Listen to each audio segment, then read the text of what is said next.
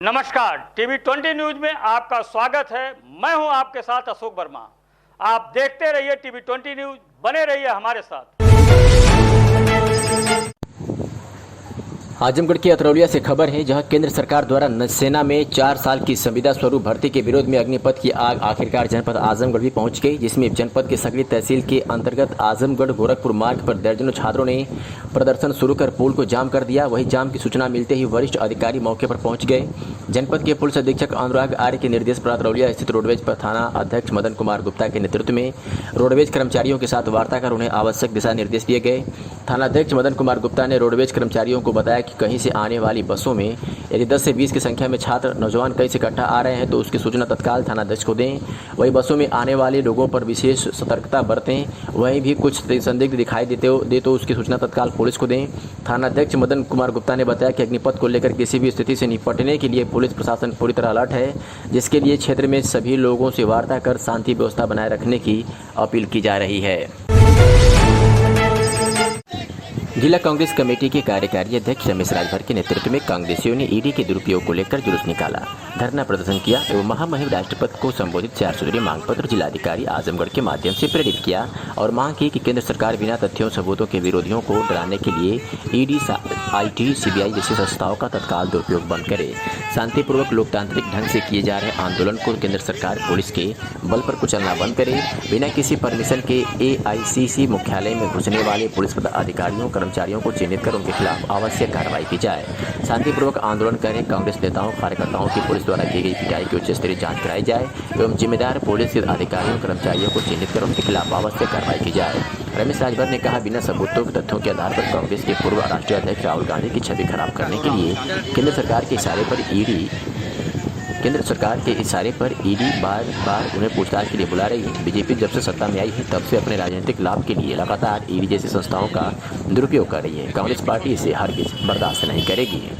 Congress party Azamgarh किन मांगों को लेकर आज लोग धरना प्रदर्शन? आज जो सरकार के इशारे पर, मोदी सरकार के इशारे पर जो सरकारी तंत्र हैं, जैसे ईडी का दुरुपयोग करके हमारे नेता जो राहुल गांधी जी को जो परेशान किया जा रहा है, उसी के कारण पूरे प्रदेश में, पूरे देश में कांग्रेस पार्टी के लोग आज जिला मुख्यालय पर धरना प्रदर्शन कर रहे हैं कि ये तानाशाही सरकार, ये हिटलर सरकार जो गलत, जो हमारे सत्यवीर हैं राहुल गांधी जी सच्चाई के, अगर मैं कहता हूं कि अगर आप में दम है तो मीडिया के सामने आप उनका प्रश्न करिए, मीडिया के सामने जवाब लीजिए। अगर बीजेपी में दम है तो मैं चाहता हूं कि उनके इस तरह के जो कृत्य किए जा रहे हैं, कांग्रेस पार्टी को परेशान किए जा रहे हैं, हमारे नेता सत्यवीर को परेशान किया जा रहा है, उसके एवज में हम लोग पूरे देश में कांग्रेस पार्टी इस आंदोलनरत है और जब तक यह सरकार के इशारे पर यह सरकार काम करती रहेगी, हम लोग इस तरह से महात्मा गांधी के हम लोग शिष्य हैं, महात्मा गांधी के आंदोलन की तरह हम लोग सच्चाई के पथ पर अग्रसर रहेंगे। आजमगढ़ में नगर विकास मंत्री एवं ऊर्जा मंत्री का जनपद आजमगढ़ में आगमन होना है, जिसको लेकर जिला पंचायत राज अधिकारी के निर्देश के क्रम में शहर में सटे हुए ग्राम पंचायतों में सफाई अभियान चलाया जा रहा है। ग्रामीण सफाई कर्मचारियों द्वारा मंत्री जी के आगमन को देखते हुए बेलनाडी चौराहे से जेल चौराहे तक, छतवारा चौराहा, बवाली मोड़, करतारपुर चौराहा, हाफिजपुर चौराहा, बलरामपुर चौराहा, भंवरनाथ चौराहा, ADPRO श्रीकांत दुर्बे की देखरेख में ग्रामीण सफाई कर्मचारियों द्वारा झाड़ू लगाते हुए, कूड़ा फेंकते हुए दवा का छिड़काव किया गया और पॉलिथीन बीनते गए। जगह जगह बोरा पॉलिथीन बीनते हुए स्थित स्थान पर फेंकते हुए श्रीकांत दुबे ने बताया कि आप लोग रोड के किनारे जितनी भी पॉलिथीन गिरी हुई है उसे बीन लीजिए और लोगों से कहिए कि आप लोग पॉलिथीन का प्रयोग ना करें। अगल बगल के दुकानदारों से ग्रामीण सफाई कर्मचारियों द्वारा बताया गया कि आप लोग अपने दुकान के आसपास सब सफाई करते रहिए, पॉलिथीन का प्रयोग ना करें। संचारी रोग को देखते हुए सफाई अभियान चलाया जा रहा है, जिससे कि रोग से निदान पाया जा सके। को देखते हुए ग्रामीण सफाई कर्मचारियों द्वारा सफाई अभियान चलाया जा रहा है। जगह जगह चौराहे पे ग्रामीण सफाई कर्मचारी अपने अपने क्षेत्र में जाके साफ सफाई कर रहे हैं, चौराहे की साफ सफाई कर रहे हैं। सेक्टर प्रभारी अपने साथियों के साथ जगह जगह साफ सफाई कर रहे हैं। ज्योति निकेतन स्कूल पे सुनील यादव, रामबचन यादव और यहाँ पे मोहन है, साकरून है, जागृति प्रसाद है, बिट्टो है, बबीता है, ये लोग पूरे प्रांगण को साफ किया है।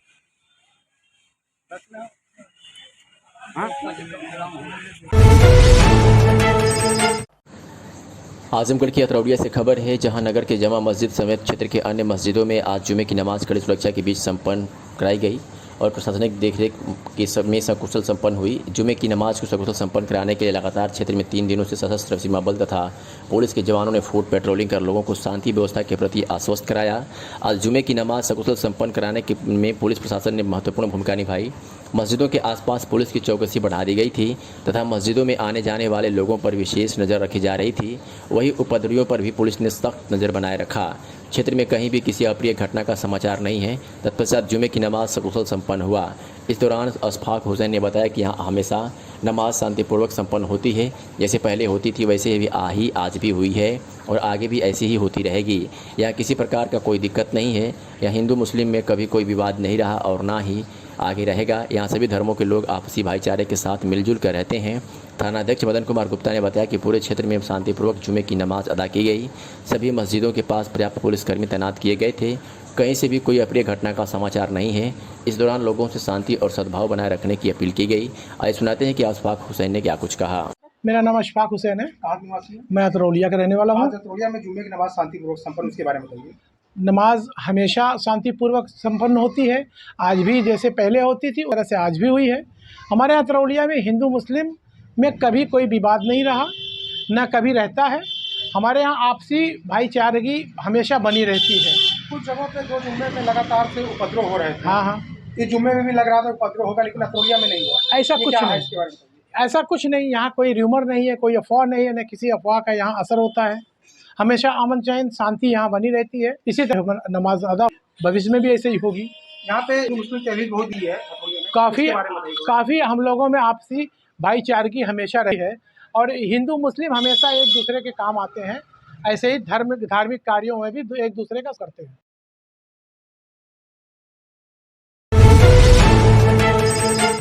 कानपुर हिंसा के बाद प्रदेश के विभिन्न स्थानों पर एक विशेष वर्ग के द्वारा किए गए हिंसक प्रदर्शन और पत्थरबाजी की घटना के बाद जिले में भी पुलिस द्वारा विशेष सतर्कता रखी जा रही है। दूसरी बार जुमे की नमाज के वक्त महाराजगंज कस्बे के मेन चौक स्थित मस्जिद के अलावा कस्बे के कुल 3 मस्जिदों के आसपास पुलिस के अलावा पैरामिलिट्री फोर्स के जवानों की तैनाती रही। यही नहीं, पूरे नगर में पुलिस और पैरामिलिट्री फोर्स द्वारा रूट मार्च भी चलता रहा। इसी तरह क्षेत्र के मिश्रपुर, परशुरामपुर, सरदहा, जमालपुर, गोपालपुर आदि विशेष वर्ग की आबादी वाले क्षेत्रों में पुलिस बल की काफ़ी सतर्क दृष्टि रही। थाना प्रभारी महाराजगंज ब्रह्मदीन पांडे के साथ ही पुलिस और खुफिया विभाग काफ़ी सतर्क रहा और कहीं कोई अप्रिय घटना घटित नहीं हुई।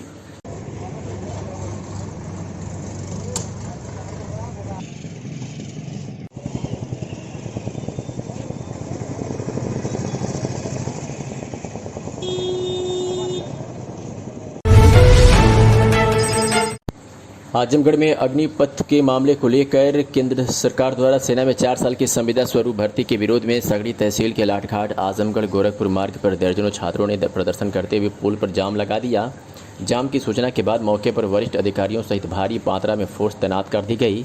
छात्रों द्वारा अग्निपथ की भर्ती प्रक्रिया को रद्द करते हुए पूर्ण रूपेण पूर्व की तरह सेना में भर्ती किए जाने की मांग उठाई गई।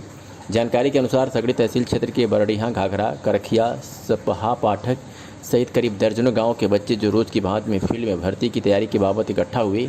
उसके बाद ये युवक केंद्र सरकार द्वारा जारी की गई अग्निपथ सेना भर्ती प्रक्रिया के विरोध में नारेबाजी और प्रदर्शन करते हुए लाठघाट आजमगढ़ गोरखपुर मार्ग पर दर्जनों छात्रों ने प्रदर्शन करते हुए पुल पर जाम लगा दिया। जाम की सूचना मिलते ही मौके पर एसडीएम सगड़ी, सीओ सगड़ी सहित भारी छात्र मात्रा में फोर्स पहुँच गई। काफ़ी समझाने के बाद जब छात्र नहीं माने तो मौके पर सीआरपीएफ और सीमा सुरक्षा के बल के जवान मौके पर पहुंच गए। इसके बाद छात्रों ने राष्ट्रपति को संबोधित ज्ञापन सौंपते हुए मांग किया कि अग्निपथ भर्ती प्रक्रिया को रद्द करते हुए पूर्ण रूपेण सेना भर्ती की जाए। इसके बाद युवकों ने जाम समाप्त कर दिया।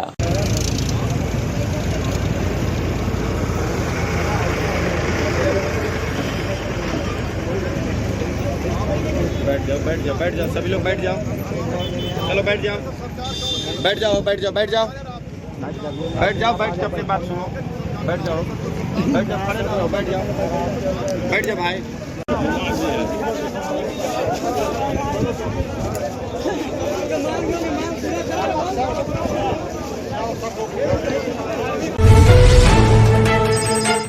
आजमगढ़ में भारतीय जनता पार्टी निरहुआ के समर्थन में पूरी ताकत लगा दिया। दिल्ली के पूर्व प्रदेश अध्यक्ष व सांसद मनोज तिवारी ने कहा कि आजमगढ़ की जनता ने बड़े अरमानों से अखिलेश यादव को अपना सांसद चुना था, लेकिन अखिलेश यादव ने आजमगढ़ की समस्याओं से जुड़ा एक भी प्रश्न संसद में नहीं उठाया। हम भी सांसद हैं, हमने अपने क्षेत्र की समस्याओं को जानकर उनका हल कराने का कार्य किया। 14,000 करोड़ रुपए मैंने अपने संसदीय क्षेत्र में खर्च किया। समाजवादी पार्टी के लोग आजमगढ़ से केवल वोट लेने का कार्य कर रहे हैं, लेकिन आजमगढ़ के विकास के लिए, आजमगढ़ की जरूरत को पूरा करने के लिए कोई काम नहीं कर रहे हैं। अब आजमगढ़ का अरमान समाजवादी पार्टी के साथ टूट गया है। भोजपुरी माटी के लाल दिनेश लाल यादव उर्फ निरहुआ को आजमगढ़ की जनता इस उपचुनाव में अवसर दे। जो काम आज तक नहीं हुआ आजमगढ़ की जनता के लिए, वह काम दिनेश लाल यादव उर्फ निरहुआ 2 वर्षों में ही कर दिखाएंगे।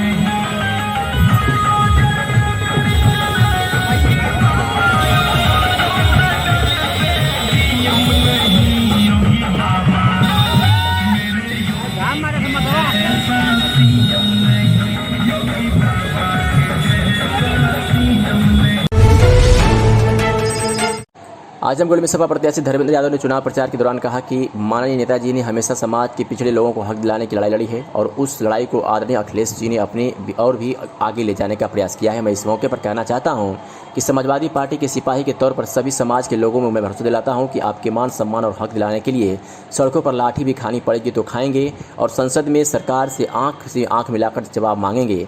जरूरत पड़ी तो जवाब भी मांगा जाएगा। उन्होंने कहा कि आने वाले 23 जून को समाजवादी पार्टी को वोट देने की अपील की और आपके बीच में हमेशा आपका प्यार और उनका कर्जदार बना रहूँगा। सलारपुर, तमौली, मोलनापुर, दर्जीचक, रुद्री, रानीसराय, ईश्वरपुर विधानसभा आजमगढ़ में चुनाव प्रचार किया गया और लोगों से जनसंपर्क किया गया।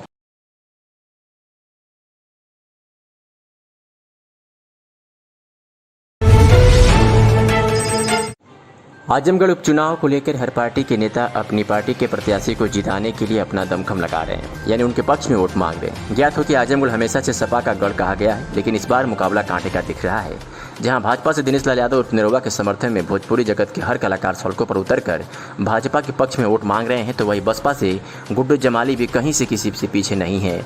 और सपा से इस बार मुलायम परिवार के एक सदस्य जिसका नाम है डॉक्टर धर्मेंद्र यादव, वो भी अपना दमखम लगाए हुए हैं। आजमगढ़ का चुनावी माहौल त्रिकोणीय हो गया है। कोई समझ नहीं पा रहा है कि इस बार चुनाव का रुख किधर पलटेगा और किसके सरताज सजेगा। अपने अपने प्रत्याशियों के पक्ष में वोट मांगने का सिलसिला लगातार जारी है। उसी क्रम में आज पूर्व राजस्व मंत्री व मोहम्मदाबाद के सपा से वर्तमान विधायक राजेंद्र कुमार ने सपा प्रत्याशी धर्मेंद्र यादव के समर्थन में मुबारकपुर विधानसभा के अलग अलग लगभग दर्जनों गाँव में लोगों से मुलाकात की व सपा प्रत्याशी को जिताने के लिए वोट मांगा। इस दौरान मास्टर प्रेमचंद्र, शरद कुमार सिंह, डॉक्टर राम प्यारे और राजेश सहित तमाम लोग मौजूद रहे। टीवी 20 न्यूज संवाददाता राकेश कुमार से बातचीत में क्या कुछ कहा सपा विधायक राजेंद्र कुमार ने, सुनिए।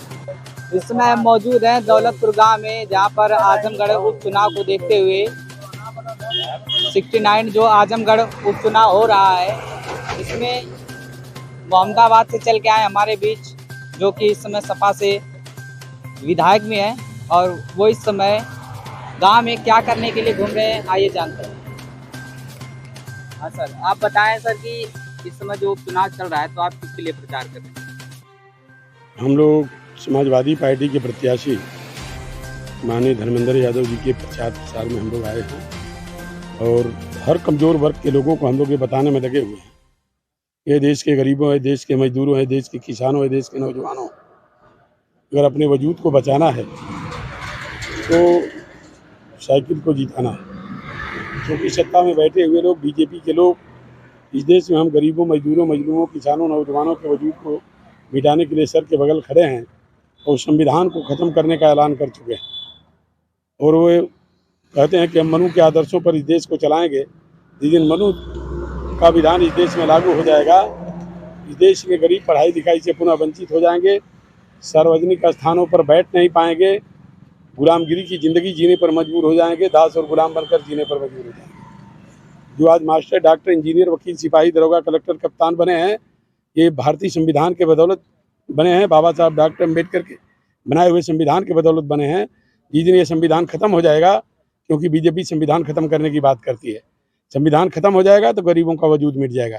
इसलिए गरीब इस बात को महसूस कर रहा है कि हम अपने वजूद को बचाने के लिए, हम लोगों को अपने वजूद को बचाने के लिए बीजेपी को सत्ता से हटाना होगा और समाजवादी के प्रत्याशी माननीय धर्मेंद्र यादव जी को पार्लियामेंट के इस उपचुनाव में भारी मतों से जिताना होगा। जैसा कि आपने सुना होगा कि निरहुआ कहते हैं कि हमारी जो लड़ाई है वो बसपा के गुड्डू जमाली से, तो इस पर आप क्या कहेंगे?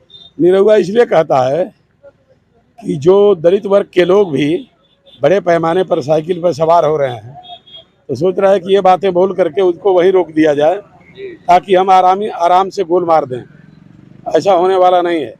माइनॉरिटी का 80 से 85% वोट आज भी सपा के साथ है और दलित वर्ग का, विशेषकर चमार वर्ग का मैं उम्मीद करता हूं कि 25 से 35% वोट हर गांव से समाजवादी पार्टी को पड़ेगा। ये हम लोगों को पूरा भरोसा है, लोगों का ऐसा ओपिनियन मिल रही है। और यहाँ पर जो बसपा के विधायक हैं वो भी गुड्डू जमाली, उन्होंने भी कहा कि जैसे आजमगढ़ सपा का गढ़ माना जाता है, तो इस बार वह कह रहे हैं कि सपा का गढ़ इस बार नहीं रह जाएगा। इसके लिए आप क्या कहेंगे? अब ऐसा है कि वो प्रत्याशी हैं और हो सकता है कि उनको सही तस्वीर दिखाई नहीं देती है। बीएसपी खत्म हो चुकी है करीब 219 विधायकों वाली पार्टी है। आज केवल एक टीका लगाने के लिए एक विधायक बचा है, वो भी अपनी ताकत पर है। कहाँ बीएसपी? इसलिए लोगों को पता है कि अब जो अपने वजूद और अपनी पहचान को जिंदा रखने के लिए हमको, विशेषकर दलित वर्ग के लोगों को, चमार कम्युनिटी के लोगों के सामने एक ही विकल्प है कि हमारे सामने एक प्लेटफार्म है समाजवादी पार्टी का, जहां हम गरीबों, मजदूरों, मजलूमों की आवाज़ को बुलंद कर सकते हैं। इसलिए इस बात को महसूस करके वो समाजवादी पार्टी को वोट कर रहा है।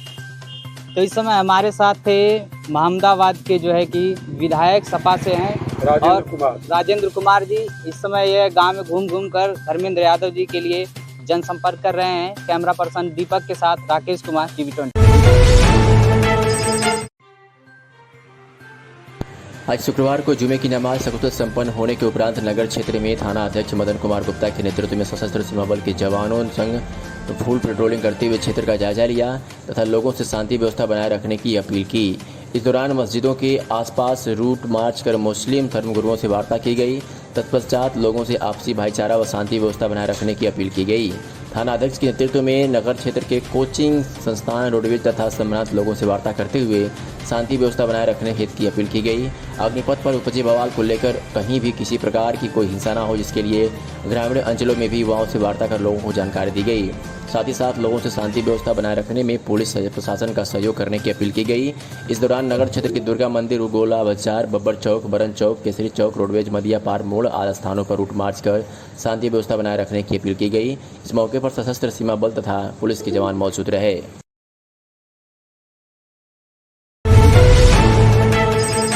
नेशनल इंटीग्रेटेड मेडिकल एसोसिएशन यानी नीमा आजमगढ़ की तरफ से आयोजित अंतर्राष्ट्रीय योग दिवस 21 जून 2022 के अंतर्गत आयोजित योग सप्ताह के अनुक्रम में आज सामूहिक योगाभ्यास कार्यक्रम का आयोजन नीमा सचिव डॉक्टर अबू सहमा खान के आवास फरकुद्दीनपुर सठियाँ पर सफलतापूर्वक किया गया। इसमें योग प्रशिक्षक सुनील कुमार पाल ने विभिन्न प्रकार के योगासनों की जानकारी दी तथा योगाभ्यास कराया। कार्यक्रम को संबोधित करते हुए नीमा सचिव डॉक्टर अबू सहमा खान ने कहा कि आज की जीवन शैली ने आदमी को कमजोर और बीमार कर दिया है। इस समस्या से निजात दिलाने के लिए योग सबसे सशक्त माध्यम है, अतः प्रत्येक व्यक्ति को योग को अपनी दिनचर्या में शामिल करना चाहिए। योग के महत्व पर प्रकाश डालते हुए उन्होंने कहा कि योग के बिना जीवन संभव नहीं है। आज के आधुनिक वातावरण में योग सभी के लिए लाभकारी है। और क्या कुछ कहा डॉक्टर डी सिंह और डॉक्टर अबू सहमा खान नीमा सचिव ने, सुनिए। नेशनल इंटीग्रेटेड मेडिकल एसोसिएशन नीमा आजमगढ़ द्वारा अंतर्राष्ट्रीय योग दिवस 21 जून 2022 के उपक्रम में आज 17 जून 2022 को फकरुद्दीनपुर सठिया गांव में योगाभ्यास कार्यक्रम का आयोजन किया गया, जिसमें योग प्रशिक्षक सुनील कुमार पाल ने सारी योगासनों को कराया। आज के कार्यक्रम में बच्चों ने बड़े उत्साहपूर्वक सहभागिता किया। योग आज के परिवेश में बहुत ही आवश्यक हो गया है, क्योंकि हम लोग गैजेट्स का इतना इस्तेमाल कर रहे हैं कि शारीरिक रूप से अक्षम होते जा रहे हैं। हमारी शारीरिक सक्रियता बनी रहे, इसके लिए कम से कम 30 मिनट रोज योगाभ्यास करना आवश्यक है। यदि हम अपने को स्वस्थ रखना चाहते हैं तो योग को हमें अपनी जीवन शैली में स्थान देना होगा। धन्यवाद।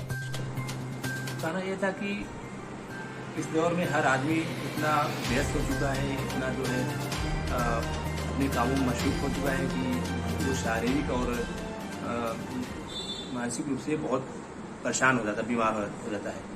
तो इस दौर में आदमी को बचने के लिए योगाभ्यास बहुत आवश्यक हो गया है, क्योंकि आदमी जो है बीमार होता है, दवाओं को लेता है, दवाओं का दुष्प्रभाव होता है, दुष्परिणाम होता है। मेरी समझ से दवाओं के दुष्प्रभाव से शारीरिक की क्षति को, एक्स्ट्रा क्षति से बचने के लिए योगाभ्यास इस दौर में बहुत आवश्यक हो गया, क्योंकि योगाभ्यास से आदमी न सिर्फ फिट रहता है बल्कि दवाओं के दुष्प्रभाव से भी बचता है।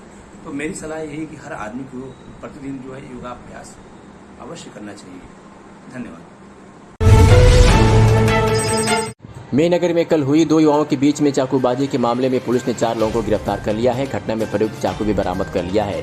घटना के इतिहास के बारे में आपको बात करें तो संक्षेप में बता दें कि कमलेश राम पुत्र देवनाथ राम ग्राम बसारिकपुर थाना मेहनगर जनपद आजमगढ़ की तहरीरी सूचना की आधार पर कि मेरा लड़का सनी कुमार घर से शौच करने हेतु मगई नदी के किनारे गया था। जैसे ही मगई नदी के पास पहुंचा, पुराने रंजिश को लेकर ग्राम सुल्तानीपुर के रहने वाले शिवम पुत्र सुदामा, गौतम पुत्र श्रीकांत, प्रिंस पुत्र डब्लू व सुगंध पुत्र मनोज ये लोग एक राय होकर गाली गलौज देते हुए मेरे पुत्र सनी को मारने पीटने लगे। तभी शिवम ने अपने हाथ में लिए चाकू से जान से मारने की नीयत से मेरे लड़के सनी के ऊपर ताबड़तोड़ प्रहार करने लगा।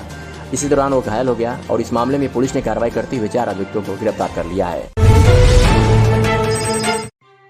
लखनऊ में फूल देकर नमाजियों का इस्तकबाल किया गया है। टीले वाली मस्जिद के बाहर पुलिस प्रशासन के अधिकारियों ने नमाजियों को फूल दिया है। नमाज पढ़ने आ रहे नमाजियों का गुलाब के फूल से स्वागत किया गया है। फूल के माध्यम से लखनऊ पुलिस ने शांति व्यवस्था और भाईचारा की अपील किया है। तस्वीरें आपके सामने है जो लखनऊ से टीवी 20 न्यूज़ पर आपको दिखा रहे हैं, जहां फूल देकर लखनऊ में नमाजियों का पुलिस ने इस्तकबाल किया है। टीले वाली मस्जिद के बाहर पुलिस प्रशासन के अधिकारियों ने नमाजियों को फूल दिया है और भाईचारा की व्यवस्था, पुलिस ने शांति व्यवस्था और भाईचारा की अपील किया है। जनपद मैनपुरी पुलिस को उस समय बड़ी सफलता मिली। पुलिस अधीक्षक के नेतृत्व में चलाए जा रहे धरपकड़ अभियान के तहत सघन चेकिंग चलाई गई जा रही थी। चेकिंग के दौरान ज्योति बाईपास रोड स्थित ग्लोबल विद्यालय के समीप सफेद रंग की अपाचे मोटरसाइकिल पर सवार 2 लोगों को संदिग्ध मानते हुए पुलिस ने पीछा किया। फिर पुलिस द्वारा पीछा करने पर अपाचे पर सवार बदमाशों ने पुलिस पर ताबड़तोड़ फायरिंग करना शुरू कर दी। जवाबी फायरिंग के दौरान बाइक पर सवार एक बदमाश गोली लगने से बाइक का संतुलन बिगड़ गया। बाइक के गिरने के बाद ही एक बदमाश भागने में सफल हो गया, तो वही पीछे बैठा एक बदमाश को पुलिस ने दबोच लिया। उससे पूछताछ करने पर उसने अपना नाम भानु गिहार बताया।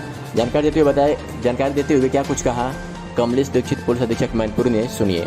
ये सर यहाँ की घटना कितना बड़ा चीज़ है ये? कोतवाली इंस्पेक्टर मैं फोर्स के साथ आज देवी जो बाईपास रोड है उस रोड पे चेकिंग कर रहे थे। इस दौरान बाइक से जाते हुए 2 संदिग्ध युवक दिखाई दे, जिनको रोकने की कोशिश की गई तो इनके द्वारा पुलिस पे गोली चलाई गई। इस दौरान पुलिस ने आत्मरक्षार्थ गोली चलाया, जिसमें एक व्यक्ति घायल हुआ, दूसरा वहाँ से फरार हो गया। घायल व्यक्ति ने अपना नाम भानु गिहार बताया। इसके ऊपर लगभग 19 मुकदमे हैं और विभिन्न जिलों में इसके ऊपर मुकदमे हैं। ये शराब का भी काम करता है और लुटेरा है। आगरा और अन्य तमाम जनपदों में ये क्राइम कर चुका है। यहाँ पर भी ये गैंगस्टर में वांछित चल रहा था।